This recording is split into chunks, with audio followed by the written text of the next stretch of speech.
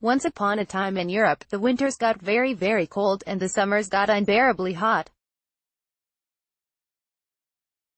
The spring of this year was like winter, cold and wet, the wine blossomed terrible, and the harvest bad, wrote the Swiss theologian Heinrich Bullinger in 1570. Initially, this seemed like a temporary problem, just one bad year. So across the continent, cultivators shrugged off their poor harvests, and vintners sold wine made of sour grapes which consumers drank angrily as they contemplated rising grain prices. But the extreme weather continued, season after season after season, until abnormal became the new normal. As William Shakespeare put it in the 1593 play Richard III, now is the winter of our discontent, in his book Nature's Mutiny, to be published in March by W. W. Norton. This period of extreme weather, which would continue for more than 100 years, is now known as the Little Ice Age, and Blum argues that if we look back at its effects in Europe, where they were best documented, we'll better understand how we got to where we are today and anticipate what's ahead as climate change increasingly affects our lives. God has abandoned use. In Shakespeare's time, religious authorities posited that God was punishing humans for their poor behavior with the bad weather, and they called for more piety to appease the disappointed deity. That thinking inspired European witch hunts, the idea being that burning women at the stake would somehow thaw the frozen winter earth, make the rain fall gently on the crops in spring, and cool the scorching summer sun. But the persecution didn't succeed in changing the extreme weather, obviously, and so, very slowly, people's ideas about how to address the crisis transformed instead. Over the next 100 years, during the 17th century, a new metaphor for the world starts to take hold. Instead of God watching over us, the planet, and all of nature, is treated as a kind of clockwork, a mechanism that follows natural laws, which we humans can discern through observation and experimentation. Scientists get serious about exchanging information. Botanists send plants across continents, and Europe, struggling to grow grain, adopts new growths, like tulips and potatoes, which prove to be the basis for new markets and gastronomies. Economies transform. The rich get richer, the poor get poorer, and a tiny middle class is born. By the time the weather becomes more temperate again, around 1700, many of the ideas that shape the world we live in today have come into being, including notions of a free market with its own logic. And, of course, the market's forces are what incentivized the behavior that led to the widespread exploitation of natural resources contributing to the current climate crisis, Blum notes.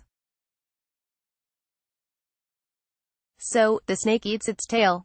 A new approach to growing food and wealth prompted by the Little Ice Age has led us to where we are today, with our melting ice sheets and rising sea levels. The more things changed, the Little Ice Age was not thought to be caused by humans, though upcoming research in the journal Quaternary Science Reviews disputes this, concluding that war and disease in North America led to the cooling. Some hypothesize that it was the result of increased volcanic activity that influenced ocean salinity, which changed deep-sea water pressures and, as a result, the world's weather.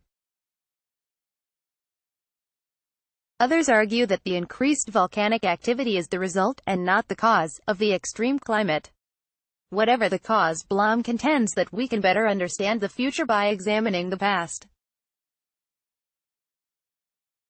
History shows us how we got to where we are, as well as the difficulties that lie ahead. He is right, there's reason to be both fearful and hopeful. The Little Ice Age was a time of crisis in Europe.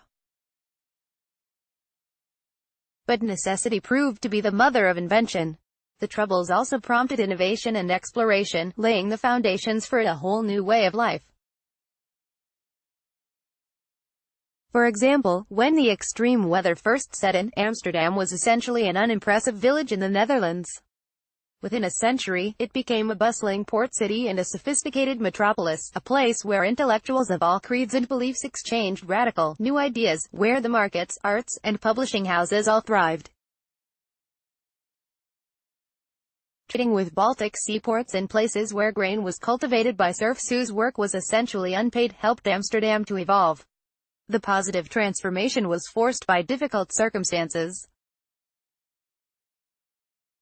So in the best-case scenario, we too will have our own kind of enlightenment period to look forward to in the future.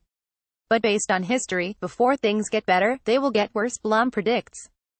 Take only what you need. EHI's review of the Little Ice Age as it affected Europe painstakingly documents the struggles of an evolving continent.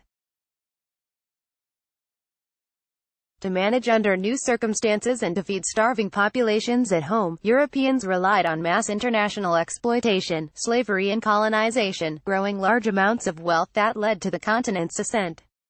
Wealthy Europeans squeezed the poor for profit on their own turf as well. Landowners across the continent eliminated public commons that once served as places where anyone in a village could let their animals graze or grow some grain. Farming was once done on a small scale to feed individual families, but it became a big business exporting food on a grand scale from the country to growing cities, and this incentivized landowners to reclaim all their terrains. Blum explains, the social and economic system of European feudal societies rested on land ownership and local grain production.